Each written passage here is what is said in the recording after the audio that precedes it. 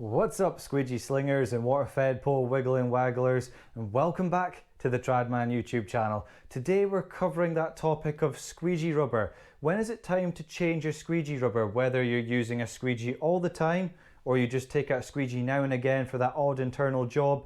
What kind of things to look out for on that squeegee rubber so you don't leave any lines or bits missed on the window. We don't want that for you or your customer. So let's delve into today's video and see some of the hints and tips how you can avoid those troublesome lines on the glass and get absolutely spotless finish every time. Stay tuned.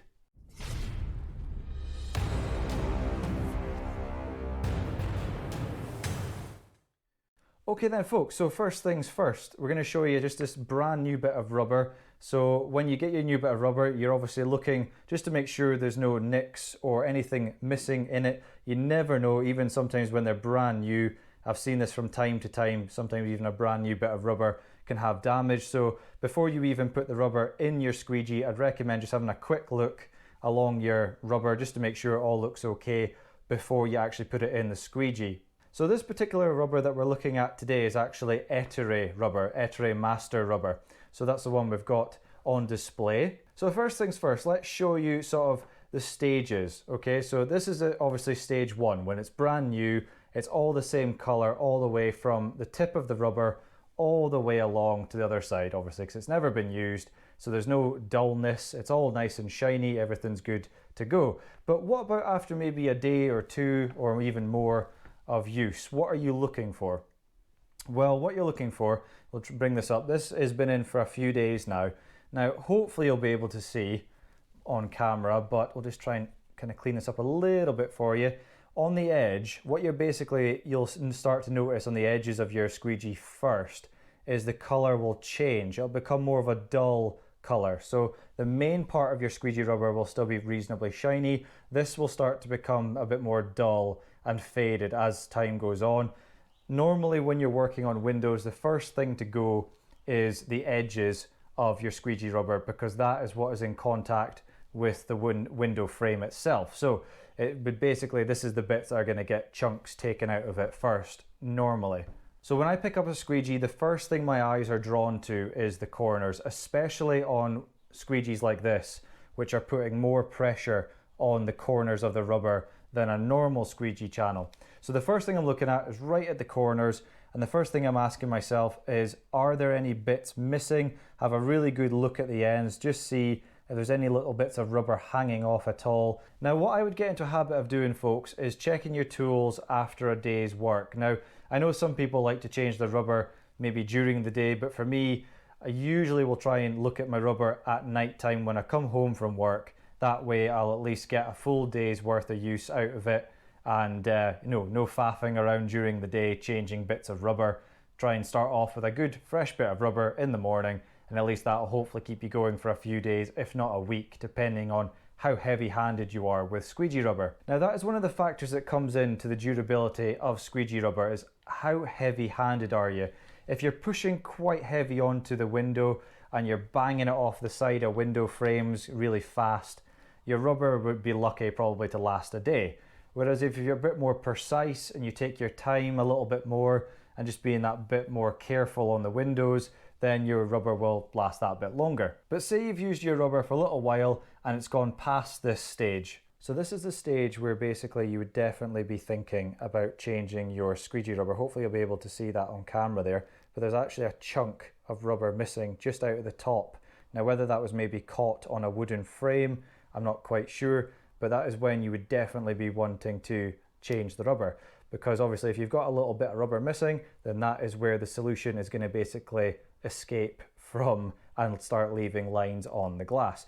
Now what I normally do is, you'll notice with a lot of rubbers that one side of your rubber will have a brand stamp on it. So in this case, this one, hopefully you can maybe see that says Ettore on it. So for me, this is side number one.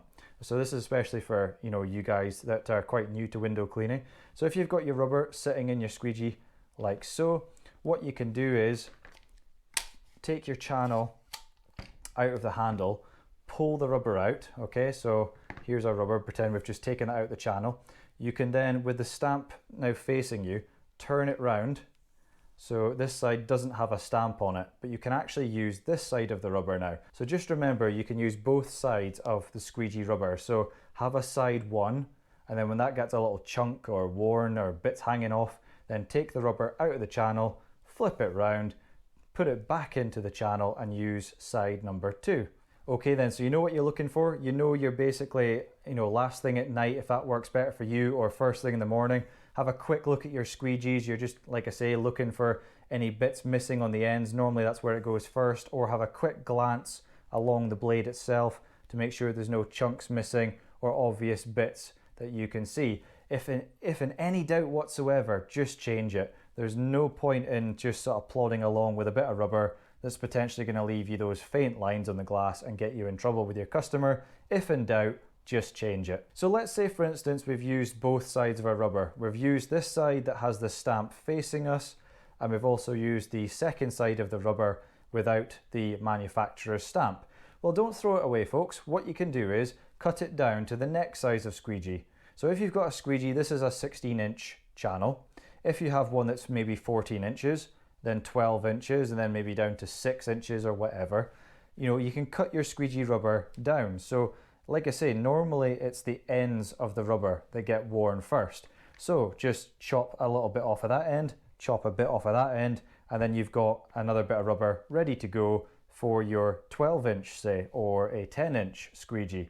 So always cut down your rubbers, folks, and reuse them for smaller size squeegees. And the great thing about squeegee rubber is that once it's been worn in for a day or so, it will actually glide a lot better. Now, especially if you're using pole tools, so putting a squeegee on an extension pole, you want as best the glide that you can really get. So using a little bit of a worn rubber in your pole tools would be much better than using a brand new bit of rubber, which there's usually a lot of friction on the glass and you've got to try and wear it in. So if you can, I would recommend getting one of these, which I'll leave a link in the description below. This is called the Rubber Tidy Box.